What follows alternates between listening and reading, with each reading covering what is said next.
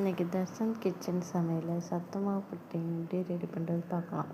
2 cup சத்து மாவு எடுத்துக்கணும். ஃபஸ்ட்டு அதுக்கு 1/2 கப் சீனி எடுத்துக்கிட்டு ஒரு முட்டை உடச்சி ஊற்றிக்கிறோம். ஃபஸ்ட்டு இதை மிக்சியில் போட்டு 5 மினிட்ஸ் அரைக்கிறோம்.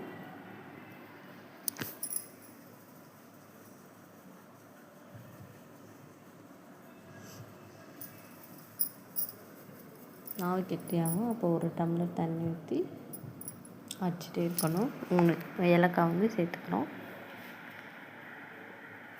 எக்கு வாடை அடிக்காமல் இருக்கும். எக்கு ஸ்மெல் வரும்ல, அதனால் நான் ஏலக்காய் ஆட் பண்ணிக்கிறேன். உங்களுக்கு எக்கு வேணான்னா ஸ்கிப் பண்ணிக்கோங்க. நல்லா தண்ணியான கன்சிஸ்டன்சி அரைச்சிக்கோங்க.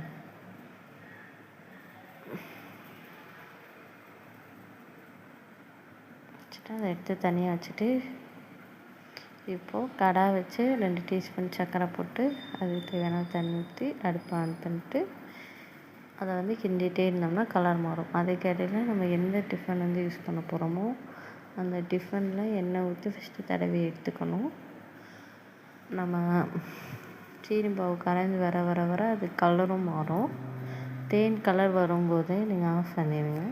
கொஞ்சம் லைட் ப்ரௌன் கலர் வந்தோன்னா ஆஃப் பண்ணிட்டு அதை அப்படியே நம்ம டிஃபனில் ஆட் பண்ணிட்டு நம்ம அரைச்சிருக்கிற சத்து மாவு இதையும் மொத்தமாக ஊற்றிட்டு நம்ம இப்போ சுடு தண்ணியில் வேக வைக்க போகிறோம்.